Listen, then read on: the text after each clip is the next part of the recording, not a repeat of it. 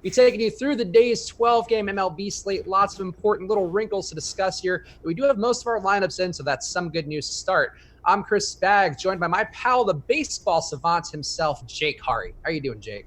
Doing well. More baseball today. Can't get too mad at that. So I don't know. I'm excited to talk about the slate. I've been doing some weird work in Excel, trying to rank lineups and get ownership as part of the projections and all this stuff. So maybe you guys will find that interesting. Maybe not. Maybe you're just here to see who are the home run picks. I'm not exactly sure, but there will be a little bit of everything for everyone here.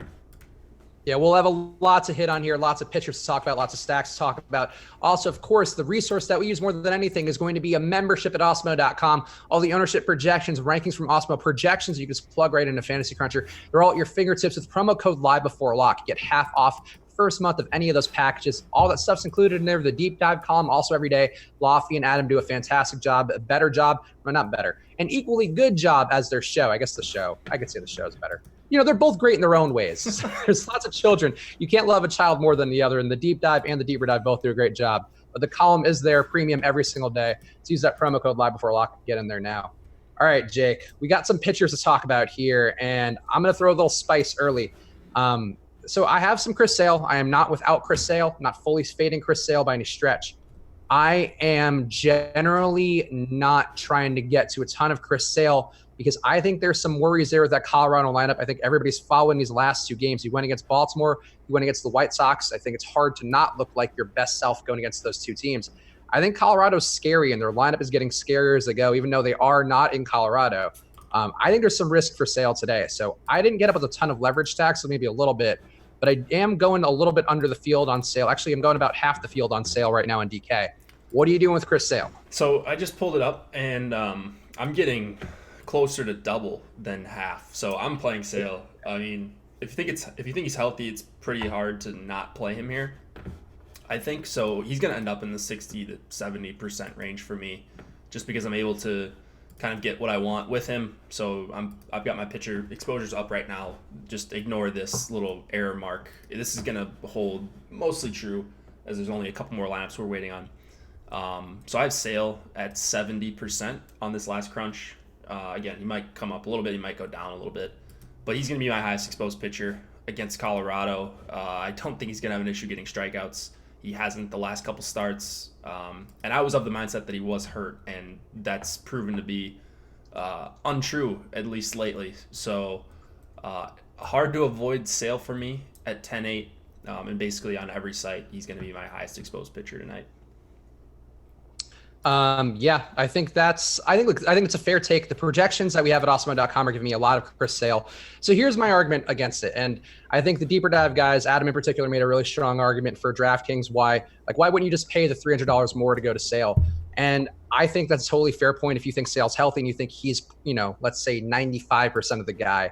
But I think if he's, let's say, closer to 85% of the guy, or even 80% of the guy he was last year, I think this Colorado lineup can get to him. And I also think that there is a pretty decent spot here for Charlie Morton where he's going against Miami team. Look, his strikeout stuff isn't as elite. I get that. But I feel like I'm not going to have to worry about Charlie Morton ending up in the negatives. And I think there is at least a possibility where Chris Sale ends up, just getting rocked. And I think that's sort of where I am with it in terms of a risk profile. But I don't know. What do you think about Charlie Morton relative to Chris Sale? So I'm playing a good amount of Morton too on DK, and I think on FanDuel I'm going to get a good amount of him as well. He's just not grading out as close to as good enough of a pitcher or good enough of a play as Sale is tonight for me. So that's my thing. I mean, I like Morton. I think Morton's a perfectly fine play. If Chris Sale didn't exist on this slate, there's a good chance Morton would be my highest exposed guy. But we do have Sale here, and I am getting to a little bit more like Caleb Smith in that range. I have those guys pretty similar in their projections, and the projections on the site do as well. So I'm taking the 1K. I think I've found that I need that extra $100 or $1,000 to pay up. So that's kind of what I'm doing. It's nothing against Morton. It's nothing against the matchup. Just kind of where I ended up so far. Okay, yeah, I like Caleb Smith too. I think he's got great potential, and he's been a guy. I mean, we've talked about him on this show, and we've obviously other guys have talked about it on their shows as well. But Caleb Smith is a guy this year who I've been very much on And the swinging strike numbers, the deeper dive guys talked about it, but just to go into it again, in case you're not watching both shows, though, even though you should be, 16.7% swinging strike rate on the year, a 37.5% chase rate. So he's getting guys to bite on a lot of stuff outside. And this Rays lineup versus left-hand pitching on the year, striking out 30.6% of the time. So there are a lot of Ks there. This lineup that they have out there today, they took out some of the lefties, but I don't think it got materially better in any way. So Caleb Smith, I think you're totally right that he's a good play. And I do have a good chunk of him. I'm with the field on him, though his ownership has come up a little bit as well. Morton, just like, nope, we're still not on Morton. I think unless our ownership took an update and he's taken a turn up, he's going to be under 20%, at least the most recent update I have. Like that, I don't know. So go with the safe guy who's also low owned. Right, at 20, I mean, I'm still a little bit overweight on him. I'm going to end up around the field on Morton. So it's just, I'm not making a big stand on him, whereas I kind of am on Sale and then closer to the field again with Smith. I guess I'm making more of a stand on some of these lower price guys, and I'm more just mixing and matching them, like the Musgroves, Thornton, Brett Anderson, Hellickson. Like, these guys are all going to come up for me. So I'm going to be overweight on quite a few of these cheaper pitchers because I'm trying to jam in Houston where I can. Yeah, that's right. Let's talk about the cheaper pitchers in a second, I guess. Let's talk about one more expensive guy who was up there in ownership earlier today. I think he's coming down a little bit. Yeah, he's coming down a little bit. Still more than Charlie Morton, because I'm telling you, man, the disrespect on Charlie Morton today will not be forgotten by both me and Charlie Morton, that people are not on him. Clayton Kershaw projected for more ownership today, Jake. 20% for him. A decent spot here. The Padres total, I think, has come down throughout the day. It's down to 3.1 implied runs here. And Kershaw's been pretty good on the year, maybe not getting as much in the way of swinging strikes with an 11.7% rate there. But his chase rate, 38.8%, is the highest on today's slate, just for the numbers this year. He's been steadier than people give him credit for. He's still not the guy going back to, his previous successes, perhaps. But he's okay to me. I didn't get there a ton, though, because I think I have some concerns about the Padres. And they're seeing him again, I think, the second time in a few weeks, which kind of gives me some pause. But Kershaw, is he in the mix for you at all? He's in the mix. On my screen right now, I've got him at 9%, and that's fine. I'm fine with whatever Kershaw I get. I just have a feeling it won't be a lot because I'm paying for Sale, I'm paying for Smith, and I'm getting to some Morton as well. So he's kind of getting squeezed out of that range for me. I always feel like he's just a little bit over-owned based on what he's done in the past, whereas like he's not the Kershaw of old. He's been fine this year. He's been good. And I still think he is a good pitcher. I don't know that he's a guy that you need to get to with a ton of frequency tonight. I mean, I have the Padres as like an average matchup against lefties, maybe a bit above average as far as strikeouts go, but you said it yourself. I mean, he doesn't get a ton of swinging strikes anymore. He's not posting these huge K numbers very often, whereas a guy like Sale is, a guy like Caleb Smith has shown he can, and then same thing with Morton. Yeah, I'd agree. And also the hard contact rate for Clayton Kershaw is up. I mean, it's 32 or 42.7% this year, up from 37.2% going back to last year, which is not a huge number, but it is enough to push him closer towards the negative side of things in terms of giving up that hard contact. And you have guys like Franmil Reyes, Manny Machado, Hunter Renfroe too, who's been hitting well in the year and can do damage. They do give up, or they do create a lot of hard contact. It wouldn't surprise me if Kershaw gives up just enough to knock him a tier below these other guys. And I like both Sale and Morton more, and Morton is my guy. I'll defend that point, I guess, as much as I can. So are you going Morton over Sale then? Like, you just think he's a better player, or you just keep playing more of him? Because I think there's a pretty clear difference. So I'm playing more of him. I don't think he's a better player overall, but I think the matchup is heavily better for Morton. Okay.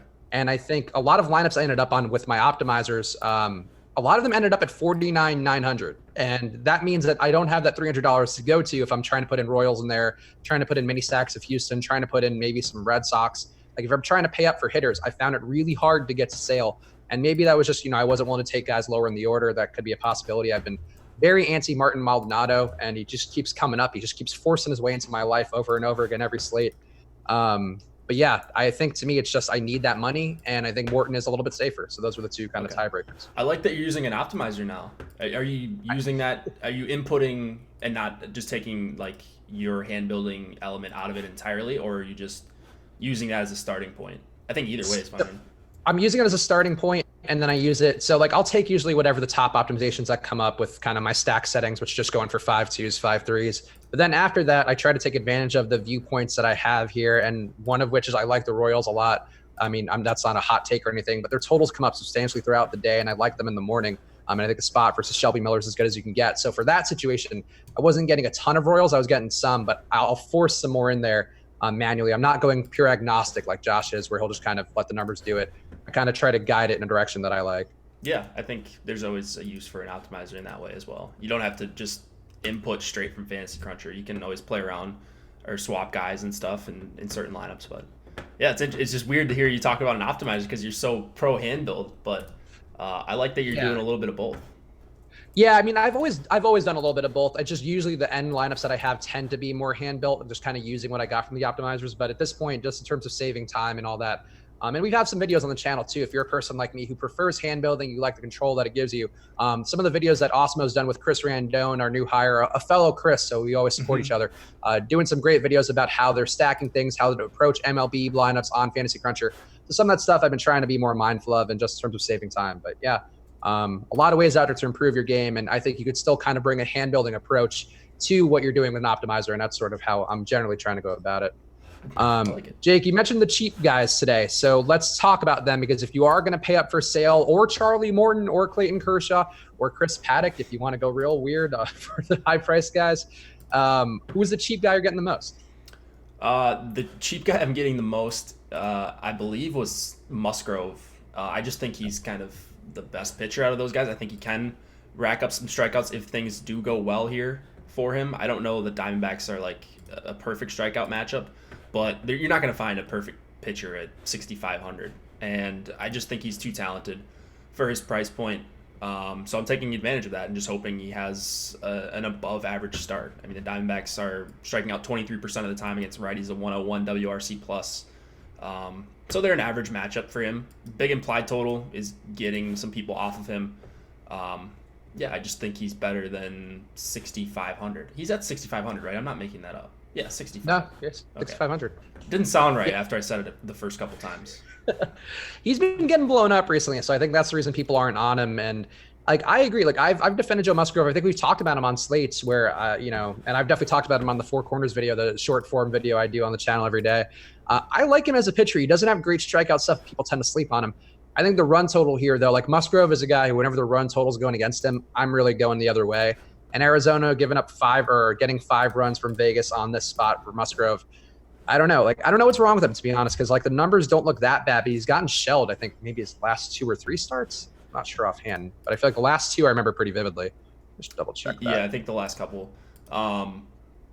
Just as a general talking point, did you watch the video with Chris Randone and Alex, the first one they did about where Alex had the screen share on, and he talked about putting his projected points in the exposure column to get a bunch of lineups? Did you see that part at all? Oh, actually, I skimmed through that part, I guess, because I don't recall seeing that. Yeah. So it's something I've been doing. So that's why people are seeing on, like, while I'm crunching, you're seeing like my highest exposed hitter is like 16%. I'm making more than 150, so I'm gonna get more than 16% of some guys. But it's something I've actually started to do, and I've had success with the last few days. And I just like the kind of diversity it gives me, because you can only get a certain guy every few lineups, whereas you're not just going to get the top projected stack with the top projected pitchers in 70% of your lineups, or even like 30%, which I think is too much when you're going to filter out and take your best 150 of, let's say, 300 or 450 or 600. Wait, so explain what you're doing one more time, because I feel like I kind of missed it, so I assume people watching it. I probably didn't explain it well. So basically, you're taking the projected points for the player on a big slate like this, and I multiplied them by, I think, 1.2, just to give the optimizer a little bit more wiggle room, because I am Xing out some stacks. So, like, for example, we have Bregman for 15.4, so you would have him, or no, not 15.4. It's let's see here. We have him for 11.8 on DK. So I multiplied that by 1.2, I think, or 1.3 or something. And so I can only get him in 15% of my lineups. But that doesn't mean I can only limit myself to 15% of Bregman if I run more than 150 and then filter out the lineups I don't want after that. So I like the diversity it gives me as my main point. I never even thought of doing that, and it's an interesting way to start capping players using FC. So are you doing that across the board or just for a few guys who are coming up too much? Across the board. Interesting. Okay. Yeah. That's something to keep in mind. Yeah. So like Osmo's doing these videos. Obviously, he is the top player in the world for very good reason. And his workarounds for Fantasy Cruncher and the ways he approaches that are going to be really helpful for a lot of you guys. If you are, a lot of people in the chat talking about how it's hard to get over to an optimizer. The goal here that we're trying to do is make it easier and to understand and wrap your head around it. Even if you're like me, my personal preference is hand building for basketball. I'll still be mostly hand building for the lineups I do for the playoffs today. But it uses the optimizer as a jumping off point or kind of getting it to do what you want and to bend to your will, so to speak. That is one way to do it. So that's a savvy little tip. So try that out today. Yeah, I'm trying it out. I'm hoping it's gonna win me the millie or whatever come football season. Yeah, come football season, we'll be ready. We'll be the most ready. I actually can't wait for football season. You're already but gearing that's up. not the show. Yeah, you're already gearing up, I bet, right? Oh, I apparently I'm doing evergreen content coming in a few weeks when basketball ends. So I'm excited. I want to be football. Like the more prep you do, the better. Like I was much better last year because of doing prep for basically like all of July. Well, yeah, I mean, you just have a better feel for things in the first couple weeks, and those are huge times to make big money. Yeah, exactly. So keep your eyes peeled for that. But obviously, a few weeks away there, and I'm sure we'll talk more about football with Osmo and with everybody else here as we go. All right, pitcher. So Trent Thornton's a guy I'm getting a lot as a cheap pitcher option, and I don't really have a great defense for it other than San Francisco's bad and Thornton's not quite so bad as it may seem. He's had some bad matchups, but he's also played some really tough teams. So, Joe Musgrove, I think you can make the same argument for. He's been blown up his last 2 starts, but he went against St. Louis and I just had it in front of me. Damn it. Oh, and Oakland. So 2 lineups that can blow a guy up. I think you can make the same argument for Thornton. He's just a guy who's like not bad. He's getting over 9 Ks per 9, which at his price point, I think works for me. Last time he had a tough matchup, he went into the negatives versus Minnesota, but that's Minnesota who's hitting everybody. I think going against San Francisco in a pitcher's park, a pretty different environment there. I'm comfortable with Thornton, and he's not going to be terribly owned. We only have him at 10% on DK right now. So what are your feelings on Trent Thornton here? Yeah, he's one of the other guys that I'm getting outside of Musgrove. I mean, it's just such a good park to pitch in and a bad Giants team. Like, name one guy you're really worried about in this lineup. Like the corpse of Pablo Sandoval, like Belt, I guess, would be the one guy. He's actually a very respectable hitter, even in AT&T. I know it's not called AT&T, but I'm going to continue to call it AT&T, so you guys know what I'm talking about. Bunch of lefties here, but it's just they're not good hitters, and it's such a good pitcher's park. 4 implied total against them for a pitcher that's 7,300, where I'm just looking to jam in anyone that I can say positive things about in order to get up to some of these Houston bats. And Thornton kind of checks enough boxes for me that I think he's worth it at 7,300 and just 10% ownership. Yeah, and I think you can add, like you mentioned, like Pablo Sandoval, Brandon Belt, Steven Vogt. I think those are guys you can get to as a mini stack if you want to hedge a little bit against Thornton. So I didn't do that today, which kind of in hindsight, I wish I would, because those guys do have pretty decent home run numbers here. But nonetheless, I'm okay with Thornton. I think he's a mediocre guy, but this lineup for the Giants should strike out quite a bit. So I don't really have an issue with him, and he's just a guy I'm comfortable with. Ship my money. Adam on the deep dive had mentioned he's got a lot of Brett Anderson, and I think was going to try to mute that a little bit. He's also a guy I was getting in the optimizers, and I do have some exposure to him. I really don't enjoy it in any way. Are you willing to trust Brett Anderson at all today? Yep, he's kind of the last guy that I'm getting to with any sort of frequency. He's Brett Anderson. Like, he's not a great pitcher, but he is 5,600, and he's not on a pitch count. He is in a pretty decent pitcher's park. It's not a great matchup, but he is a better real-life pitcher than fantasy pitcher. He's not going to be a guy that gets you a ton of strikeouts or anything like that. He can handle righties, though. And so, there's 6 of them in here. Six. Yeah, easy for me to count, right? But yeah, he is a favorite at 5,600. If he can give me 5 innings, maybe 6, if we're really lucky, and a few strikeouts, he's going to be more than worth it in your sale lineups, or Morton, or Caleb Smith, whichever top pitcher you like. So it's just out of necessity. It's not because I'm a big believer in Brett Anderson or anything.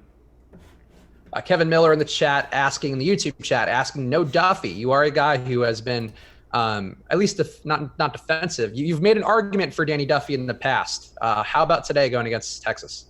I don't remember making a bunch of arguments for Duffy, but I mean, I can remember see at least one. So to me, it happens multiple times. That if it's happened at least once. Yeah, I don't know. I mean, I can see taking a shot here on Duffy. I don't know if I'm going to get to him. I guess we'll know in about a few minutes when my crunches are done. If I do get to Duffy, it would be in like under 5%. I don't know. I don't think you really need to get there. I'd rather play Brett Anderson for 2K cheaper on DK. So he just doesn't like he's so similar to some of these other guys, but he costs a bunch more and is in not a great situation. It's 80 degrees in KC and going up against a team with a lot of power, even though they do strike out a bunch.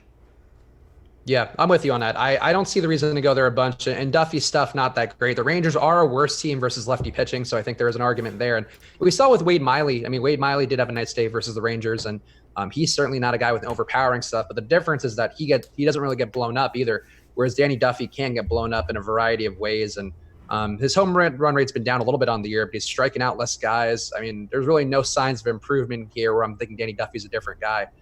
So I'm not dying to get there. 4.5 implied runs too. It's not like Vegas is giving you a big cosign either. So none of the signifiers I would look for Danny Duffy are there. Yeah, just like in a logical sense, 4.5, 4.7 runs depending on where you look against a guy who's 7,700. He doesn't have great strikeout stuff. I mean, it's a fine strikeout matchup, but you could take Anderson, who's a favorite in a better pitching environment, or Thornton, who's a slight dog in a way better pitching environment. For about the same price, or for cheaper and around the same ownership.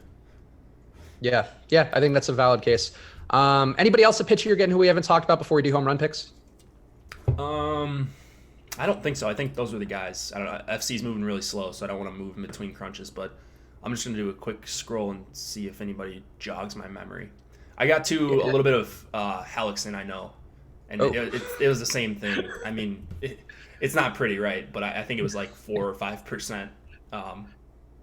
No, like Carpenter, this bullpen game for the Angels. I don't think you need to target that. I think it's Pena coming in after, but didn't get to any of him. I think that's good. I think that's all I got. All right, and if you guys have any questions about any pitchers, I know there's some people talking about Noah Syndergaard. We'll talk about that throughout the course of the show. I'm sure we'll circle back in some way to him. But if you have any sort of specific requests, drop into the chat. We will get to there momentarily. All right, it's that time of the show. We are the halfway point. It's time for Dong Picks, and some bad news in the Dong Picks recently. Jake and I have the same amount combined of home runs as both Josh and EMAC do individually. So I have 4 on the year. Jake has 3. EMAC at 7. Josh at 7. We were the winners last year, Jake. We really need to pick it up, and I'm ashamed for both of us right now. We'll be okay. Again, long season. We're not 6 weeks in? Like, we got time. We've got a lot of time to make some, one double dong and you're right back in it. True. My spread is a lot closer to I keep missing like 7 in a row and then I get 1. And you've had like a bit of a colder streak and a hot streak. You're more of a streak shooter here with yours. So you're like kind of in the hot zone right now. So I'll let you go first. All right. Well, thank you. That's very nice of you. I will take I'm going to take Mondesi from KC, I think. Yeah, Ooh. like that. I think he's going to hit a dong, probably steal a base. Yeah, he's going to do it all tonight. So I like Mondesi a lot, but I think I want to get weird today because the guy I ended up with more of just to try to differentiate lineups and because he's so stupid cheap, Nicky Lopez. They're both getting the same matchup versus Shelby Miller because Mondesi is a switch hitter. Lopez is a lefty. Lopez, I was reading up on today. So a lot of people are on the Brewers rookie, whose name escapes me because it's a weird name. Uria or something like that? What's his name? For the Brewers. Huria. Yeah. They were just talking about him on the deep dive. Yeah, Keston Hura. But Nicky Lopez apparently grades out as a comparable prospect. I think there are some analogies for Hura where he's supposed to be like a young Anthony Rendon is what I was reading today, which certainly a great comp. But Nicky Lopez, not a guy to slack on. A fun name too, Nicky Lopez. I like it. He's got a degree of whimsy with the Y in his name. So I'll go directly against you with another shortstop for the Royals and go to Nicky Lopez. I got a ton of Lopez. Now that I'm looking at, I got more Lopez than Mondesi. Wow. He must have jumped way up in the rankings. The projections on the site. Man, I did not realize, because I got basically none of him before. Maybe I didn't have him in or something, but I got 20%. He's one of my highest exposed hitters on DK. Yeah. And the problem, and I know why I got more of him, it's because he grades out as a better value compared to Mondesi, who's at 5,300, I think. Yep. And you can't play them both on DK, which is really, really frustrating. So I like the pick. I hope he dongs. I'll be rooting for you. Maybe they'll both dong. We'll both get one and catch these bastards ahead of us. So this is a good transition to talk about the stacks because this Kansas City stack I like a ton. So that's sort of why I kind of went there. The ownership isn't there as much as I thought. I kind of figured it would be on the way up with the team total on the rise because I think this morning it was at 5.1. Now it's at 5.5. Shelby Miller, just a bad pitcher. I mean, I think he and Carpenter would be the two guys who I would say there's really no redeeming quality statistically that you're looking at that you're hoping for some sign of improvement. I really still I see no reason why to not go with a bunch of Royals here. And yeah, Lopez is a guy who I think he wasn't in the projected lineups in the morning, and then he came in. He's in the 2-hole, so he's in about as good of a spot as you can get for a guy priced that cheaply. He's also a good runner. He's got a lot of things that grade out well for him. So I think you make an argument for both guys. Mondesi certainly the more proven track record, so I don't hate paying up there. But at 5,300 for Mondesi or 3,300 for a guy who's hitting ahead of him in the order, I don't mind Lopez. No, that's a great point. I don't think you can go wrong with either of those guys. It's just going to be a matter of salary. I think Mondesi is going to project out better on a raw point basis, but we do need to save some money here. So maybe I'm guessing Mondesi's ownership went way down when this guy was announced in the lineup. So Nicky Lopez, when he was announced in the lineup, just because people are going to take the guy with the value, right? But yeah, actually, let's see what our ownership has because I don't know if I have the most recent numbers, but I'm curious to see if we have Nicky Lopez rising up the charts because he was definitely coming up a ton. Oh yeah, Nicky Lopez. You know what? So now it might make sense to go to Mondesi. Nicky Lopez is going to be the third highest owned player on the slate, just behind the pitchers, Chris Sale and Caleb Smith. He probably should be. I mean, he's a guy you can one off. But if he's going to be double the ownership of Mondesi or anywhere around that, I don't know. It feels like Vlad Guerrero all over again. Yeah, dude, has he hit a home run yet? He hasn't done anything. He really is not. It sucks because he has a ton of power when he actually makes contact. He's getting hard contact, I think, at least last that I checked. But yeah, not doing much. Yeah, he's just been quiet, which kind of sucks. I wish he would have come up and started to just crush it right away. But it's also unfair for people like fans and DFS people to think that that's realistic. So I wish he would have come up and just started crushing right away. But the haters look correct for now. It's been 2 weeks. Let's give him a it's a tough hitting lineup too. It's not. I mean, Nick Senzel's been doing well versus lefties. He has really good splits versus one side for the Reds, and but he's got hitters who can protect him. Guerrero really doesn't have anybody who's helping him out in any meaningful way. But he does have 42% hard contact versus righties, so he's doing something. He just no home runs, an ISO on the year of .043. But he'll get better once it warms up. Vlad Guerrero will be raking, I'm sure. He needs the Dominican Republic weather. That'll help him out. Well, I mean, he plays in a dome, right? Oh, I guess they can open it. They can open it in Toronto. I'm sure it's heating up there. And once it gets warm in Toronto, then it'll be. That's what we're waiting for. Thomas Tyner in the YouTube chat saying it's extreme hitters ump in Kansas City today. Sure. I mean, with Shelby Miller, I don't think you need much help, but I'll take any added advantage with that. You don't look at umpire stuff, do you, Jake? No, for me, it's reflected in the Vegas total. So I've started to rely a little bit more on Vegas. I think when I joined here, maybe a little over a year ago, I didn't look at Vegas much at all, but now I think they're just going to be more right than I am in the long run. So they account for everything. The lines become efficient as you get closer to game time. That's why our ownership is so good, and it does have to do with Vegas. I'm almost 100% sure. Yep. So yeah, that's right. I think Vegas total is honestly the same thing for me. We've both been here over a year now. The first thing that you really learn as a player trying to get to a more professional level, and or at least approach it the way that pros do, Vegas totals are sort of the Bible, and a lot of people argue against them. And you could certainly feel one is high or one is low, or a guy's going to beat it or not. But I've talked about it on this stream. I've talked about it in a few videos. Just by trusting pitchers who are at a low Vegas total more often than not, unless there's some signifier that really worries me, it's been a better process for me overall and a safer one. And that's why, when you're talking about a guy like Chris Sale today, Vegas very much supports him being fine here. And I think he's more inclined to be fine than not. But you're playing the margins then and hoping that maybe he's not because the ownership kind of pushes you there. But yeah, Vegas totals, I think, for everything should be the kind of key way, because everybody you're playing against is also using them as kind of the gutter, so to speak, like the like in what is a bowling thing where you have the bumper bowling. That's sort of what Vegas totals are. They kind of give you a bumper to kind of establish your lineups. I just call that bowling. No, I'm kidding. I don't bowl at the bumpers. I'm actually decent at bowling, so I don't need. Remember that as a little kid, why I had the bumpers. I don't have the bumpers now. I'm a grown man, Jake. I don't need that. Just a metaphor. No bumpers allowed. You got to be able to roll it down the lane, pick up some pins. All right.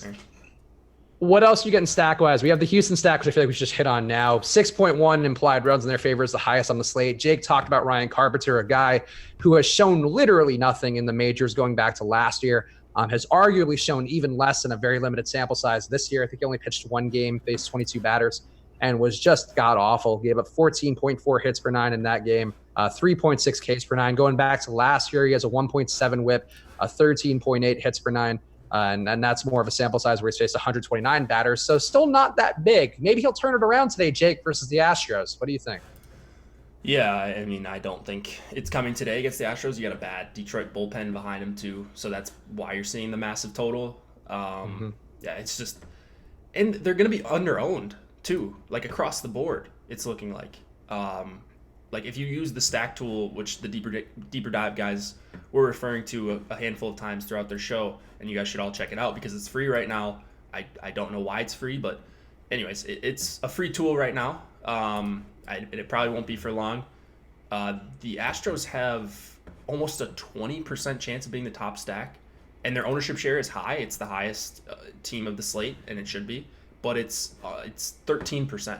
So they're underowned, inherently underowned, according to Osimo, which for me just signals I should be playing a ton of Houston bats, and I'm glad that I got to a ton of them.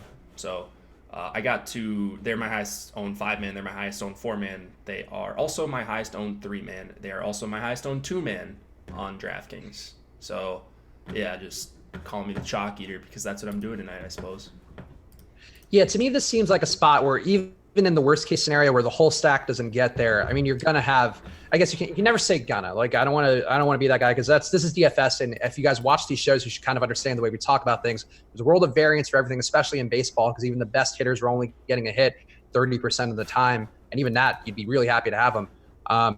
But I think this Houston stack, it's hard for me to imagine there isn't one guy here who's going to have the production you need. Like I think that's and probably two guys. And honestly, probably three guys. Like I think it's definitely two, though. I mean, I think there's no way there's no value to have here. So I would have Houston. I agree with your approach in every stack. And there's really no leverage with Carpenter either because he just doesn't seem to have anything. Like I don't see any positive numbers to even say like, oh well, what if? Like no. It's just you'd be playing the most variance game possible. Yeah, don't play Carpenter. There's no need to do that. I get for leverage, but even with leverage, you want a guy that can either go deep or pick up a handful of strikeouts, and I don't think he's doing either one of those here, but especially not the strikeouts even for that price. Yep. Yeah, I agree. What would be what's one of your top stacks that we haven't touched on so far? I am getting to some 5-man Tampa stacks against Smith. Okay. And that's more of like Tampa's going to project out okay. Any team against the Marlins leverage always, too. Yeah. So it's leverage, and I account for that in my adjusted projections. And then also just a bad bullpen behind Smith. So if they do get to him, even if they get him out and let's say he goes 4 2/3, he has a bad start, he gives up 4 runs, all of a sudden you're getting half the game against this Marlins bullpen. And I think that's a spot that people aren't going to be. My favorite guy is probably Pham. But I am also getting to Darno at 2,900 on DK especially. So I just love Caleb Smith so much. I wouldn't go against him. He did have, I guess, what's his worst output that he's given up? He's given up 2 runs, and that's maybe the most. That might be wrong though. He got banged around by the Cubs, I think, this year. Yeah, the most runs he's given up in a game, 3 to Atlanta earlier this year. And that's an Atlanta team. I don't think Tampa Bay versus lefties is quite Atlanta. So yeah, I didn't see a reason to get there, but I think in terms of ownership leverage, I get why you would. Caleb Smith is an absolute stud, but even studs have bad outings. And if he does have one here, I think Tampa could put up a pretty big number. just because there's not much behind him if he does get in trouble. So it's not very likely that Smith gets touched up here, but if he does, I think they could absolutely pour it on. So I'll target bad bullpens even with really, really good starting pitchers and hope they get him out early, even though I am playing a bunch of Smith on the other side. So I'm playing both sides. I'm talking out of both sides of my mouth. No, that's fair. And that's the way you have to approach it when you're playing as many lineups as you are. So I totally get it. And that's, I hope that people understand that when we talk about these, like, there are some guys you could see both angles on. For me, I only see the Caleb Smith side, but I get from an ownership standpoint, he's going to be highly owned. And out of all the guys who are going to be highly owned, well, I would go against Sale. But yeah. Really? Yeah, absolutely. I mean, I don't know. I mean, it's not likely that any of these guys get blown up, but, would you be shocked if one of them does? No. No, but so here's the argument to go against Sale. And this, again, not an approach I went to a bunch. I went more the way of just not getting to Sale as my SP1. But even then, I still have him in a quarter of my lineup, so it's not that crazy. But Trevor Story, look, these numbers are going to be a little inflated, though I guess some of these will strip out what the Rockies do at home. But like a WRC plus of Nolan Arenado, 203, Trevor Story, 155 versus a lefty. These guys also have pretty good isolated power going against the lefty, like pretty much across the board. Trevor Story, 318, Nolan Arenado, 397, Ramel Tapia, 257, even though he's a lefty. Ian Desmond, 245, David Dahl, 206, even though he's also a lefty. Like, I think people may just look at this matchup and go like, oh, there's a lot of lefties there. It's going to be pretty easy for him. And I don't think that's the case at all. I mean, Charlie Blackmon, too, also solid, even though he does have pretty appreciable splits. I think this is a really tough lineup he's getting today, and I don't think his stuff is all the way there. So that's sort of why I go there. 3.8% home run rate on the year for Chris Sale. I think he gets touched up and could give up maybe not a full stacks production, but a mini stack I think is very possible. Yeah, I mean, you can always make the case to mini stack. One guy could always, one or two guys could always get to him. But yeah, as far as the full 5-man, it's Tampa Bay. I don't know that I got to any stacks really in any form against Sale. Just to have that much respect for him. And I have a ton of respect for Smith, but at least Sale's got a decent bullpen behind him. And I am a guy who prefers the shiny toy more, and Caleb Smith is a little bit more of a shiny toy than Chris Sale, who I think we're trying to find the reasons why he could be going south, whereas Caleb Smith, you talk yourself into the reasons that he's going to be an ace. And there's an argument for that too. One stack I didn't get to enough, which I thought I would get to more, and I kind of regret it because this is largely my fault of going probably too heavy on both Kansas City and Houston. The Oakland stack going against Mike Leake interests me because these guys are still priced pretty cheap. Chris Davis, the ownership, not as crazy as you would think coming off of a 2-homer game, and his price still down for when he was injured. He's at 4K on DraftKings. Marcus Semien hitting leadoff at 3,900. Jerkson Profar has enough power to do some stuff at 3,500. It's a pretty cheap stack with some real upside going against Leake. Are they one that you're getting to? Yeah, I don't mind Oakland at all. As you mentioned, Davis just coming off a double-down game and he's 4K. On DraftKings, I love Olsen whenever he's around 4K. I think that's a crazy price for him. Those are two guys that you don't really need a great hitting environment for them to get it out. Same thing with Chapman. Profar's cheap at 3,500. So this is kind of one of those value stacks I'm going to. I know, according to Osmo, they are a little bit overvalued right now, but I'm trying to avoid playing like Miami and Detroit and Toronto, because I think those are teams that people are just going to try to jam in Sale and Morton, like Sale, Morton, Sale, Smith type of lineups, where I'd rather play the ones that are getting closer to the amount of ownership they should be. And Oakland's right at about their top stack percentage is right at about where their ownership share is on DK. Yeah, like Jake mentioned, Oakland is projected to be the top owned stack or the top scoring stack 5.8% of the time, and the ownership on it's going to be 6.6. So, again, that tool that Jake mentioned, it is free right now on the site.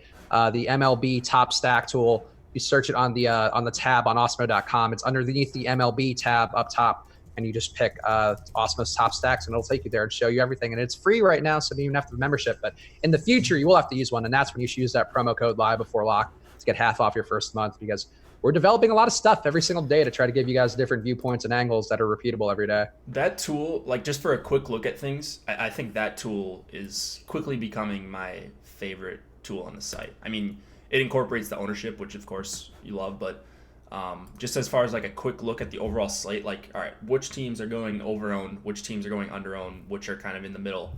I love that. I've been just looking at it and constantly refreshing it this last like week or so. So yeah, you should definitely check that out while it's free. If if you want to be a freeloader, or you could just come in and Slack with us and join.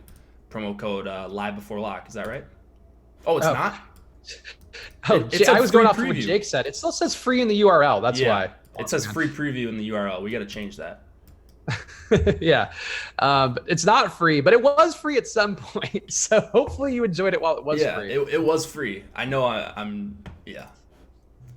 But we got to change that URL then, because this is what I get for trusting you, Jake. That's what I get for trusting what's on the Good sheet. Point. Yeah, that's fair. So it's not free, but use that promo code live before lock for half off your first month. Fired. What a bait and switch. Whatever. They expect free handout. Well, we get everything for free, so we don't need the handouts. We just try to tip you guys off. That's true. People are asking about a Mets stack today, and you mentioned that you're a big Jeremy Hellickson guy. I think he's going to be your top owned pitcher today, so that might be tough for you to get there. But what are you doing with the Mets? The Mets, I don't think I got to them really at all. I guess I'm not really playing. I have one 4-man stack on DK. I don't think I'm getting to a lot of them on FanDuel. I know they were one of the teams. Oh no, I am getting to a decent amount of them on FanDuel. I believe they're one of the teams that are coming in over-owned, though. Yeah, they're actually tied with Detroit down there at the bottom. So I don't love the idea of playing a ton of Mets. When I filter them out here, I'm sure you'll get less of them because I do account for ownership and all of that. It's a fine spot against Hellickson. He's not a guy you have to refrain from targeting against. But yeah, they just are coming in as necessity rather than them actually being good plays at just a 4.4 implied run total, in my opinion. Yeah, I have a couple guys in there as one-offs, which I'm very happy with because I think the matchup here is going to have somebody. I think a full stack, it's always tempting to go against Jeremy Hellickson. He just never gives up quite enough production to get there. I mean, I can't say never. I can't say that with any sort of concrete way, but in my limited experience, he hasn't done it enough. So like I got some of Cano, I got some of Brandon Nimmo. I can see the logic in stacking here, to be honest, because you have a lot of guys here under 4K can help you afford some of the guys. And then, you have like a Peter Alonso who's just smashing on the year with a 7.3% home run rate. You also have Michael Conforto, who's been, I think to his detriment, he's hitting just for home runs for the most part recently. So I think there's some options to go here too, but just wasn't a spot I landed on a bunch because if you're choosing between a Mets stack or some of these other ones where I find it hard to believe they're going to fail. I mean, we talked about Houston, we talked about Kansas City. I find it hard to believe those fail. I just didn't get to enough Mets. I didn't get to enough Oakland, who I love, so I definitely didn't get to enough Mets. Yeah, I mean, when in doubt, play the teams that are undervalued. Don't play the teams that are overvalued. Now, it's not that simple, but that's kind of the approach I've been taking. And the Mets look to be a little bit overvalued, actually a lot of bit overvalued right now. Seems fair. Best Ever has asked us a couple times. So I'll just say we talked about Trent Thornton earlier in the show, and we're both okay with them. We talked pitchers in the first half if you want to skip back. But I guess the 30-second take, Jake, on Trent Thornton for me would be it's a good matchup here. It's a pitcher's park. I think he's due for some positive regression because he has gotten strikeouts. Decent K per 9 on the year, 9.4. And San Francisco's bad enough. They're 24.1% K rate versus right-hand pitching on the year, and a decent one for their aggregate lineup as well. Jake, Thornton, your thoughts real fast. Yeah, he's just kind of dirt cheap across the board here. I'm even getting to some of him on FanDuel, as you guys see on the screen right now. Him and Woodruff, it's basically Sale and then no one else after that on FanDuel. But on DK, I'm looking for guys that I can, say positive things about in this range. And Thornton is one of those guys. Just a great park, low run total against him. There are some strikeouts in this lineup despite some of these lefties. I'm just not that worried in general about some of these Giants hitters. So I'll take 7,300 in AT&T all day. Yep, I agree. That's my exact stance too. So I think we're on the same page. You answered this question in the premium Slack. And again, there's a lot of stuff going on in the premium Slack during these shows, which is a feature of your premium membership at Osmo.com, hence the word premium in both. So go check that out. I put a link in the chat too if you are a premium member for some reason aren't on the Slack. But you answered this question from Sir Legend, but we should talk about it. Did you guys talk about Tyler Beede? Is he too crazy? I don't think he's too crazy, but I think there's some risk of him not actually being the long reliever. So that's where I shook out with it. But Jake, what about your thoughts on Beede? He's a guy that wasn't really on my radar. I don't feel the need to get to him. Like, I just didn't need to get to him on DK. He doesn't project well in our projections, so for those reasons, I'm kind of just out on him. Now I sound like Mark Cuban on Shark Tank, but those are actually the reasons. So when in doubt on that kind of thing, I do just basically put 100% weight in what Alex projects him on the projections on the site, and if he doesn't pop up for me, I kind of know he expects him to not go deep. And that's one of the good things about becoming a premium member is you do have that luxury. Yeah, it does help you pare things down a little faster, even if you see something that you disagree with. I think there's I've talked before about earlier in the show about some of the red flags and stuff you look out for. And if a guy just projects that poorly in our projections and you don't love him and, there's really not a logical reason to go there. I think that's the reasons why you would avoid a guy like Tyler Beatty. Similar question from our guy McCod asking for the Paul Blackburn of the night, which of course is a historical award which you give out to a pitcher who is a bad pitcher fundamentally, but also cheap and maybe on a tournament winning lineup. Jake, anybody fit that criteria for you today? Yeah, I think Brett Anderson's kind of my guy. He's the first one that's come to mind. He's never one you feel good about. Is that yours too? Yeah, I hate it, but I agree. Yeah, I don't know. Like, I don't want to pick Musgrove because I don't think Musgrove's actually like a bad pitcher. Like we thought Blackburn it was, and we were correct about. Given that he's not currently in the league, yeah, I think we nailed that one. Yeah, so I think it's Anderson. That would be my guy. Yeah, just cheap enough, and maybe he just gets a bunch of ground balls. And I think this is actually exactly what the deeper dive guy said about him too. But maybe he just gets a bunch of ground balls and gets lucky with a couple strikeouts, and from guys who think they could take him yard. So. Brett Anderson would be that guy for me too. Yeah. Milwaukee and Oakland, my favorite low-ish owned bats. Milwaukee's a guy who I saw Josh was on earlier today. I was on them yesterday because I thought the spot versus Nola was really good leverage. I'm not on Milwaukee at all today because I think Eichhoff is pretty good. He has some struggles versus lefties, but I think he's, to be honest, this may be a hot take, but I think he's a better pitcher than Aaron Nola right now by like a decent stretch. So I'm not getting there for Milwaukee going against Eichhoff, but what about you? Eichhoff's been really good. I don't know that he's better than Nola. Nola found a way to rebound a little bit last night after a tough after giving up 4 runs. Yeah.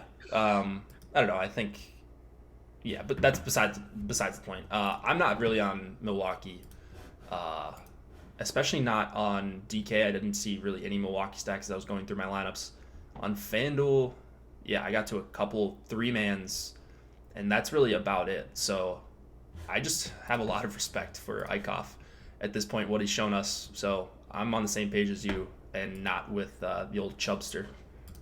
Yeah, I think I would be more into them if they were in Miller Park because I think the lefty power there could be a thing with. So Eichhoff splits versus lefties, 1.74 whip, 12.2 hits per 9 allowed to lefties, whereas versus righties, 0.84 whip, 5.04 hits per 9 allowed to righties.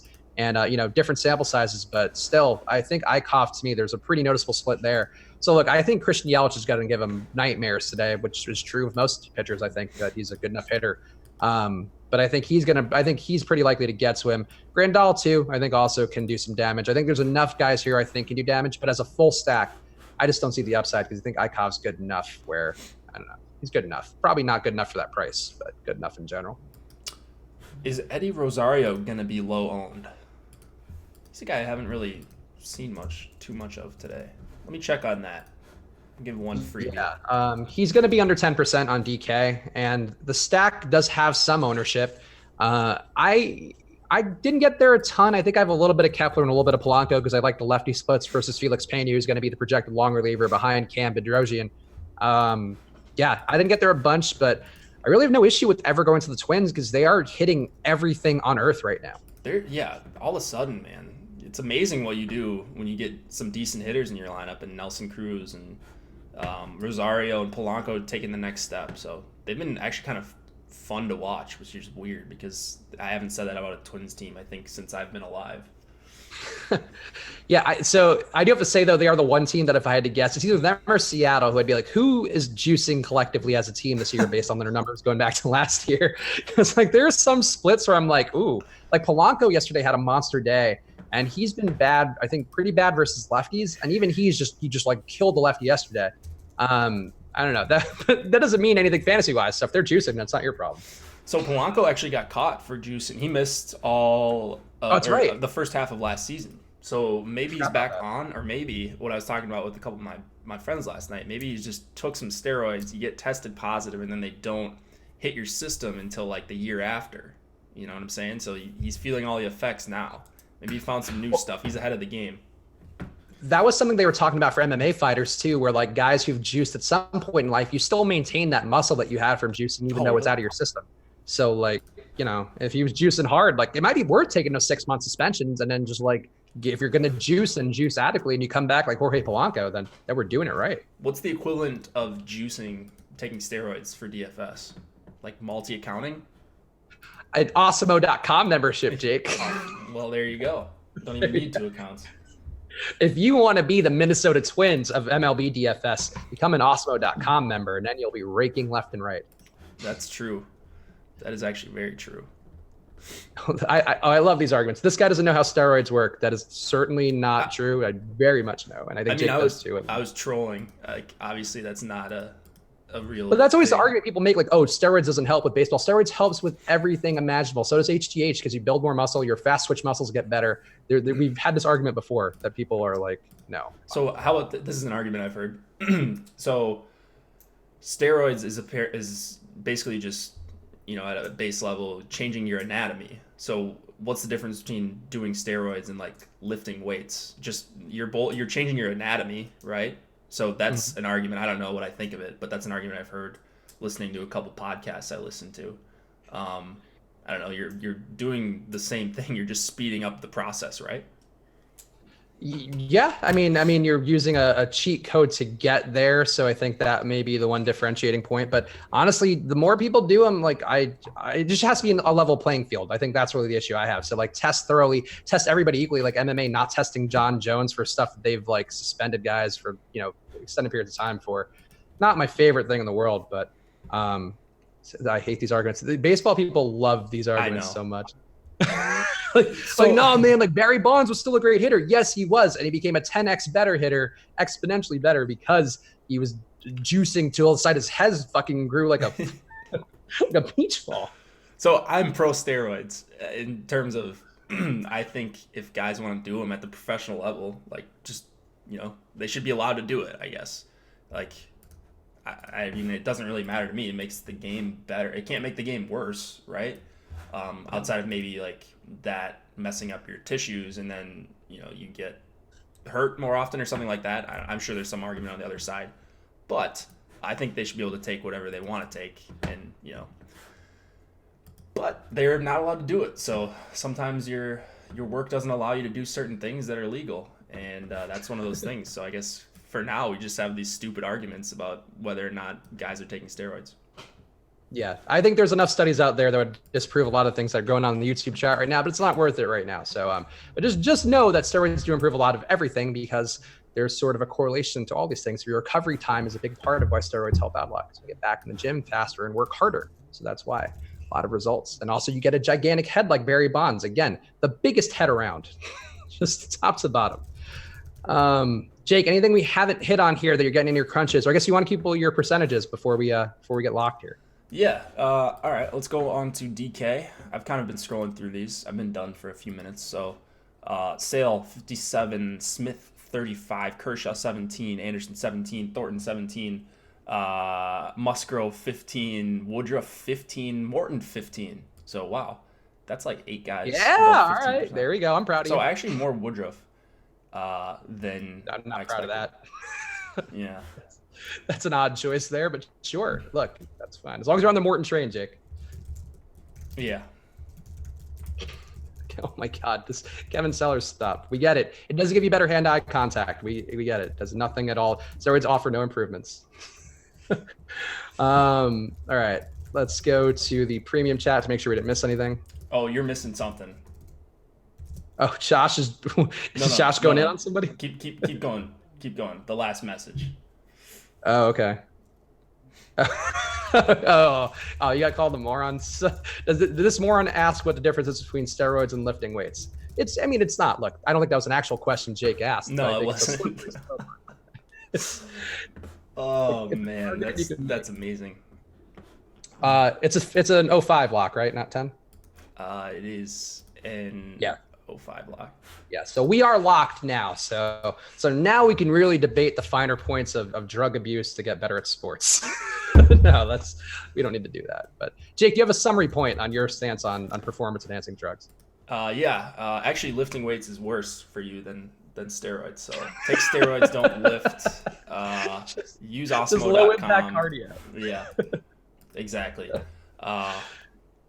Yeah, pro steroids, anti-lifting weights. Definitely don't want to mess yourself up by lifting weights. But yeah, that's really all I got. I don't know. Fun slate, fun discussion, right? It is. Well, okay, Kevin Sellers, what about Brady Anderson? Did he have great hand-eye coordination? Was he a Barry Bonds level hitter when he had 60 home runs that one year? That's just stop. That's a bad argument. Yeah. Yeah, exactly. All right. Thank you guys for watching right now. Even if you disagree with our hot takes on steroid abuse and weight and the performance enhancing drug that is going to the gym, please like the video on the way out because it helps us out a lot. It helps us have these conversations, which, look, we're all just having fun here. We're all talking about stuff. We're all talking about the baseball slates. It's all we're here for. It's what we care about. So like the video, show us some love. And that's all I have. Jake, any parting shots here? Anything you want to plug? No, we already plugged steroids. Just get to Osmo.com, get to Slack. You'll need some premium Slack in your life. This is some excellent stuff you've got going on right now and all throughout the night. I'm sure we'll have a great discussion. So join Osmo.com. Thanks for joining us today, guys. Yeah, and there will be an NBA show coming up with Fast Eddie Fear at, I believe, 8 p.m. Eastern time, so keep your eyes peeled there. There's also a column for me on the NBA slate today on the site. It's not premium. This one actually is free. I can confirm my content will be free on the NBA on the site for the rest of the year, or the rest of the season, rather. So go check that out. There's a premium, or a playoff primer, rather, from me on there, and Fast Eddie Fear will be live on this channel in just a little bit. So subscribe and hit that notification bell. And you'll know when you get some Fast Eddie in your life. So thank you guys for watching. We appreciate it. Hit the like button on the way out. We will see you again soon.